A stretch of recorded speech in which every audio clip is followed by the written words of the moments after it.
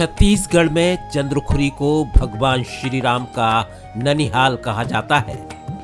यहाँ कौशल्या माता का एक प्राचीन मंदिर है जिसे 8वीं शताब्दी में बनाया गया था। माता कौशल्या का ये धाम अब और भी सुंदर और भव्य हो चुका है। राजधानी रायपुर से 27 किलोमीटर दूर स्थित माता कौशल्या के प्राचीन मंदिर की खूबसूरती देखने लायक है। ये मंदिर तालाब के बीचों बीच बना हुआ है और आसपास जहां तक देखें ये खूबसूरत दृश्य दिखाई देता है। नमस्कार, मैं गौरव शुक्ला बंसल न्यूज़ के इस खास कार्यक्रम धरोहर में आपका स्वागत करता हूं। और आज हम अपने जनता को, हमारे दर्शक को दिखाएंगे कि छत्तीसगढ़ की एक ऐसा मंदिर जहां प्रभु श्री राम का ननिहाल है, माता कौशल्या माता का घर है। चलिए हम आपको उस मंदिर का दर्शन कराते हैं और बताते हैं कि आखिर इस मंदिर का इतिहास क्या है और क्या यहाँ की जनता इस मंदिर को लेकर कहती है। प्राचीन कथाओं में छत्तीसगढ़ का उल्लेख दक्षिण कौशल के नाम से होता है। छत्तीसगढ़ को भगवान राम का ननिहाल भी कहा जाता है। खास बात यह है कि इस मंदिर की पूजा अर्चना शर्मा परिवार की 4 पीढ़ियां लगातार करती आ रही हैं। भगवान श्री राम की जन्मभूमि अयोध्या है तो कर्मभूमि छत्तीसगढ़। अपने वनवास के दौरान दंडकारण्य क्षेत्र को श्री राम ने ही चुना था। विश्व का एकमात्र ऐसा मंदिर जहां पर माता कौशल्या और प्रभु श्री राम की मूर्ति एक साथ है। राजधानी रायपुर से 27 किलोमीटर दूर चंदखुरी में स्थित माता कौशल्या मंदिर ऐसा मंदिर है जहां पर माता कौशल्या की गोद में प्रभु राम विराजे हुए हैं। और ये वो मंदिर है, आप देख सकते हैं, ये मंदिर है जिसको जीर्णोद्धार किया गया है और बाकायदा यहाँ पर अब प्रभु श्री राम और माता कौशल्या की पूजा अर्चना जो है वो की जाती है। और मैं सीधे उस प्रतिमा का दर्शन कराऊंगा जिस प्रतिमा में माता कौशल्या के गोद में प्रभु श्री राम बैठे हुए हैं और एक अलग सा मनोरम दृश्य जो है वो यहाँ पर मैं अपने बंसल न्यूज़ के माध्यम से जो है पूरे देश की जनता को दिखाना चाहूँगा। ये वो प्रतिमा है और इस प्रतिमा में आप सीधे तौर पर देख सकते हैं कि माता कौशल्या के गोद में प्रभु श्री राम है और बाकायदा इनका विशेष श्रृंगार भी किया गया है। तो उनके जो धनुष बाण रहता है वो भी यहाँ पर साथ में है। और इसके इतिहास को लेकर हमारे साथ बातचीत करने के लिए मंदिर के जो पुजारी जी हैं वो हैं, ये इनकी 4थी पीढ़ी है और 4थी पीढ़ी लगातार जो है यहाँ पर अपनी सेवाएं माता कौशल्या और प्रभु श्री राम को देते आ रहे हैं। इतिहास की बात करें पंडित जी तो क्या कुछ इतिहास है इस मंदिर का? जी, इतिहास के नज़रिए से देखा जाए तो जैसे भगवान श्री रामचंद्र जी की जन्मभूमि अयोध्या है, उसी प्रकार भगवान श्री रामचंद्र जी की कर्मभूमि छत्तीसगढ़ प्रदेश को माना जाता है। क्योंकि वनवास के दौरान जो है दंडकारण्य क्षेत्र जो है उन्होंने चुना था और इस क्षेत्र में उन्होंने जो है जैसा कि शासन के द्वारा चलाया जा रहा है राम वनगमन पर्यटन परियोजना पथ, तो उसके तहत भगवान राम जिन जिन क्षेत्रों से होकर के गुजरे हैं उस ध्येय से जो है छत्तीसगढ़ अपने आप में प्राचीन भगवान श्री राम चंद्र जी से जुड़े हुए प्राचीन तथ्यों से अभिभूत है। लगातार यहाँ पर देखा जा रहा है कि मंदिर का जीर्णोद्धार किया जा रहा है। 1973 में पहली बार यहाँ पर जीर्णोद्धार हुआ था ऐसा कहा जाता है। प्राचीन है, 8वीं शताब्दी की मूर्ति है। क्या खास है इस मूर्ति में, क्या चीज़ें आपने ऐसी देखी? आप भी लगातार यहाँ पूजा अर्चना करते आ रहे हैं, 4थी पीढ़ी आपकी है यहाँ। सबसे पहले सन 1973 नहीं, संवत 1973 में, जैसे अभी जो है 2081 संवत चल रहा है विक्रम संवत, उसी प्रकार संवत 1973 114-115 वर्ष पहले मंदिर का जीर्णोद्धार ग्रामवासियों के द्वारा चंदा इकट्ठा करके कराया गया। और रही बात भगवान के विग्रह की, तो ये अपने आप में बहुत ही अलौकिक विग्रह है क्योंकि यह एक मातृत्वता को प्रदर्शित करने वाला विग्रह है। आप देखेंगे समग्र विश्व में भगवान नारायण के रूप भगवान कृष्ण, भगवान श्री रामचंद्र जी का आपको विग्रह देखने को मिलेगा, परंतु उस परम परमेश्वर भगवान श्री राम, भगवान श्री कृष्ण की माता साक्षात जो है अपने पुत्र के साथ यहाँ विराजमान है। तो यह विग्रह जो है अपने आप में मातृत्वता को जो है प्रदर्शित करता है और जितनी भी मनोकामनाएं हैं श्रद्धालुओं की, ये माता जो है उन्हें वांछित फल देने वाली है, उनकी मनोकामनाओं को पूर्ण करने वाली है। विश्व का एकमात्र मंदिर माता कौशल्या का और प्रभु श्री राम का, लोगों का उत्साह भी उतना ही देखने को मिलता है। लोग लगातार यहाँ आते भी हैं और आप भी इसका सेवा करते नज़र आ रहे हैं, लगातार आपके पूरे परिवार यहाँ सेवा कर रहे हैं। जी बिल्कुल, ये तो हमारा सौभाग्य है कि आज हमारी ये चौथी पीढ़ी है जो भगवान श्री रामचंद्र जी और माँ कौशल्या का हम सेवा कर रहे हैं। और उसी प्रकार से न केवल हमारा अपितु समग्र विश्व और हमारे इस छत्तीसगढ़ प्रदेश का ही सौभाग्य है कि भगवान श्री रामचंद्र जी हमारे भांजा हैं, क्योंकि माँ कौशल्या का जो जन्मस्थली क्षेत्र है वह दक्षिण कौशल चंदखुरी में विद्यमान है। बिल्कुल, देखिए माता कौशल्या का जन्म क्षेत्र है और भगवान श्री राम का ये ननिहाल है, तो एक और महत्व जो है इसे लेकर होता है।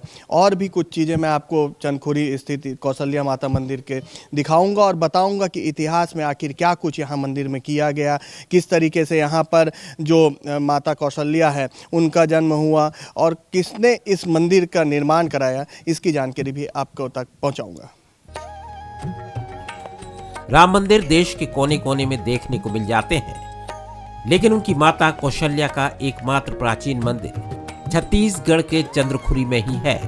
और इसी मंदिर की भव्यता और माता कौशल्या के साथ उनकी गोद में विराजे प्रभु श्री राम के दर्शन के लिए न केवल छत्तीसगढ़ बल्कि अन्य राज्यों के साथ बाहर से भी बड़ी संख्या में भक्त पहुंचते हैं।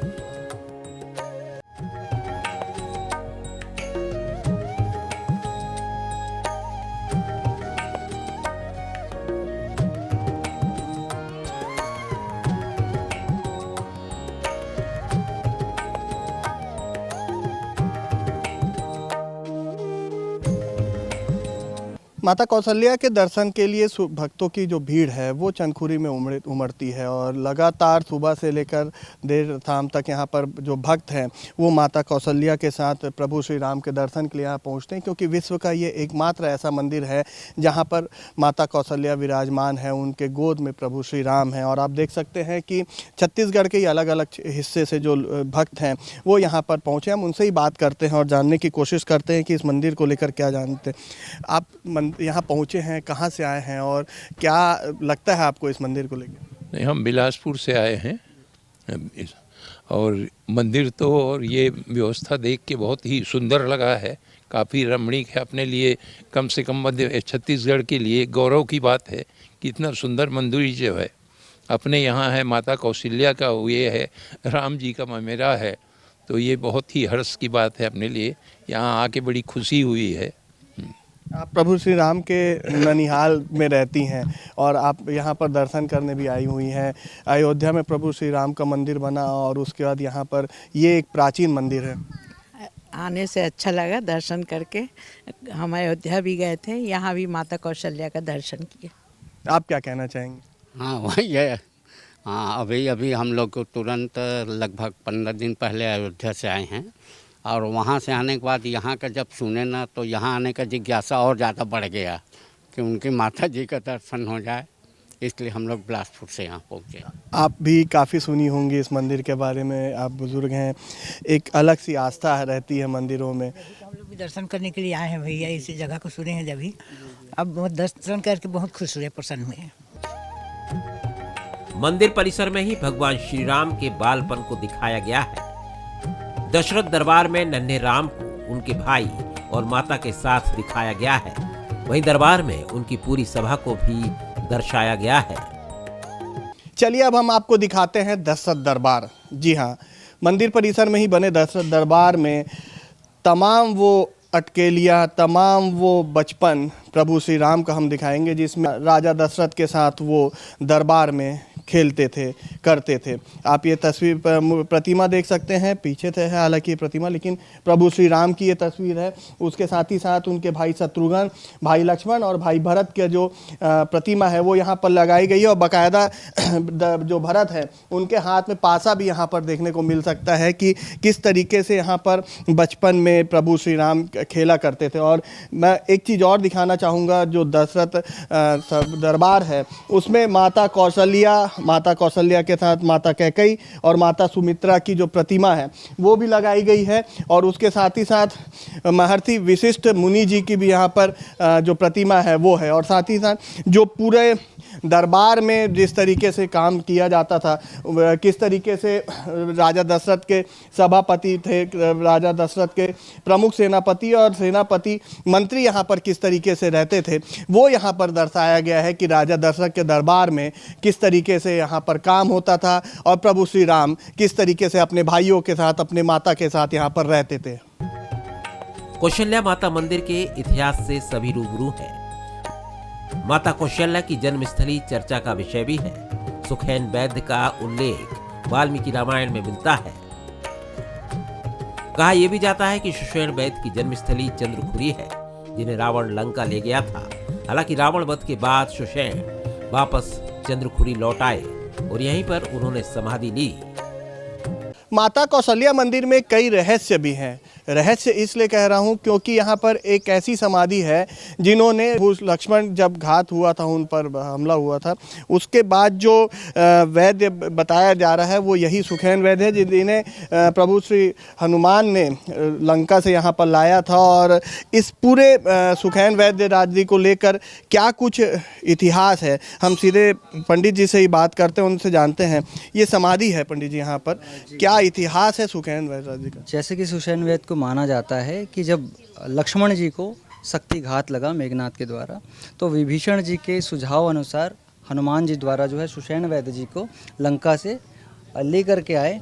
और सुषेण वैद्य जी वही वैद्य है जिन्होंने जो है संजीवनी बूटी के बारे में हनुमान जी को बताया, और तत्पश्चात जो है हनुमान जी महाराज जो है संजीवनी बूटी को ला करके लक्ष्मण जी को शक्तिघात से जो है उनको छुटकारा दिए।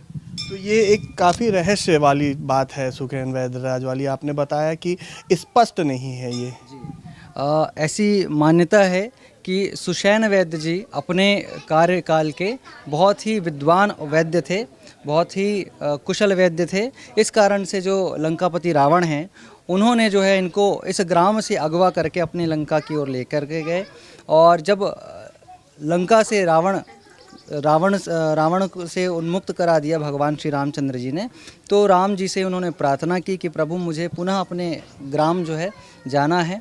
और इस प्रार्थना से भगवान श्री रामचंद्र जी ने उनको जो है लंका से जो है जाने की अनुमति दी, और वह पूर्व काल में जो है अपने इसी ग्राम में आकर के वो रहने लगे।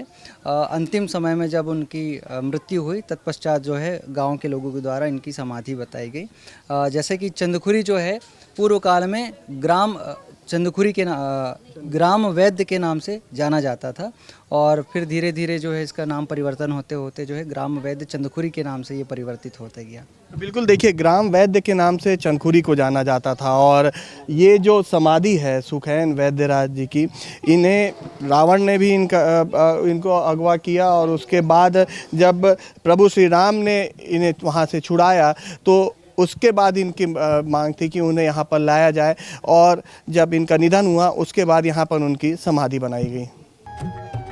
खास बात यह है कि माता कौशल्या का मंदिर जलसेन तालाब के बीच में बना हुआ है। मंदिर के चारों तरफ तालाब का जल सुखद अनुभूति देता है। इतना ही नहीं, कभी इस इलाके में 122 तालाब हुआ करते थे। फिलहाल 20 से 25 तालाब ही मौजूद है। जानकारों के मुताबिक पहले ग्रामीण इस जलसेन तालाब का ही जल पीते थे, जो अब संभव नहीं है।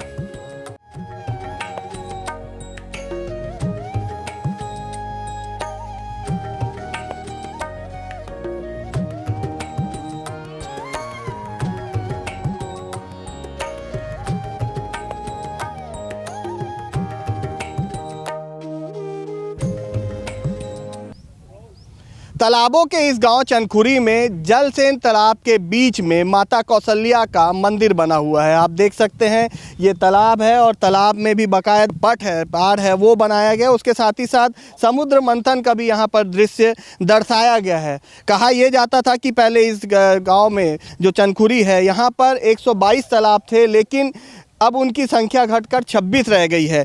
और इस तालाब के इतिहास के बारे में जानने के लिए हम पंडित जी से ही बात करते हैं और कोशिश करते हैं कि किस तरीके से इस तालाब में यहाँ पर मूर्ति लाई गई, जो स्थापना की गई, वो किस तरीके से हुई पंडित जी? जैसा कि आप देख पा रहे हैं कि यह जो तालाब है, और इस तालाब के बीच में यह भगवान श्री रामचंद्र जी और माँ कौशल्या का ये पावन धाम स्थित है। इस तालाब का जो है इतिहास बहुत ही अच्छा रहा है। पवित्र रहा है, क्योंकि पुरातन काल से ही जो है लोगों के द्वारा, ग्राम के लोगों के द्वारा जो है इसी जल का जो है उपयोग पीने के रूप में किया जाता था। परंतु धीरे धीरे समय परिवर्तित हुआ और लोग जो है इसमें स्नान इत्यादि भी करने लगे। यह प्राचीन तालाब का जो नाम है यह जलसेन है, और इस तालाब के इर्द गिर्द आपको 6 और तालाब मिलेंगे। वह तालाब पैठू के रूप में बनाए गए हैं, क्योंकि जो है पानी जो है, जैसे आज के समय में पानी हम पीते हैं छान करके, उसी प्रकार से बरसात का पानी, नहर का पानी छनते हुए इस जलसेन तालाब में आया करता था। और यह पानी इतना शुद्ध और पवित्र हुआ करता था कि इसकी 12 फीट की गहराई में भी यदि आप एक कौड़ी फेंकते भी थे तो वो आपको स्वच्छंद दिखाई पड़ता था। परंतु धीरे धीरे आज लोगों के द्वारा इसका दुरुपयोग करते करते ये जो है ये दूषित हो गया है। बिल्कुल, देखिए ये तालाब कितना स्वच्छ और साफ़ था, वह पंडित जी बता रहे हैं कि इसका एक समय में पीने के लिए जो उपयोग है वो यहाँ के ग्रामीण करते थे। और ख़ास बात ये भी है कि इस तालाब से लगे हुए 6 तालाब हैं जहाँ का पानी यहाँ पर आता था और पानी शुद्ध होकर यहाँ पर रहता था, और इसी का उपयोग जो है वो पानी पीने के लिए यहाँ के ग्रामीण करते थे। कौशल्या माता मंदिर के प्रवेश द्वार पर ही 51 फीट की श्री राम की भव्य प्रतिमा स्थापित की गई है, जो आकर्षण का केंद्र भी है। भक्त दूर दूर से मंदिर पहुंचकर दर्शन करते हैं। परिसर में अन्य मंदिरों का भी वर्षों पुराना इतिहास है। दर्शन के लिए पहुंचने वाले भक्त यहां भी अपना समय बिताते हैं।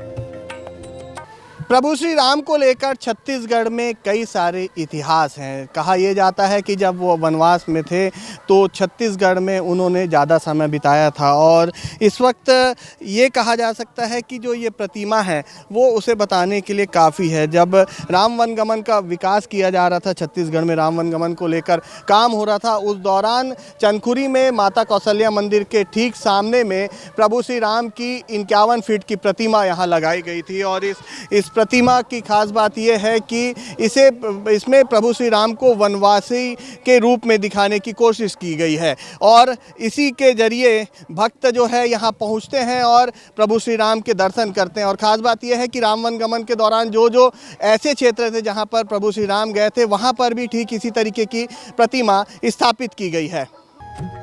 अपने आप में इतिहास को सजोए देश का एकमात्र कौशल्या माता मंदिर सभी को अपनी तरफ आकर्षित करता है। पौराणिक मान्यताओं की बात हो या भक्तों की, सभी यहाँ चंद्रखुरी पहुंचकर दर्शन लाभ ले रहे हैं।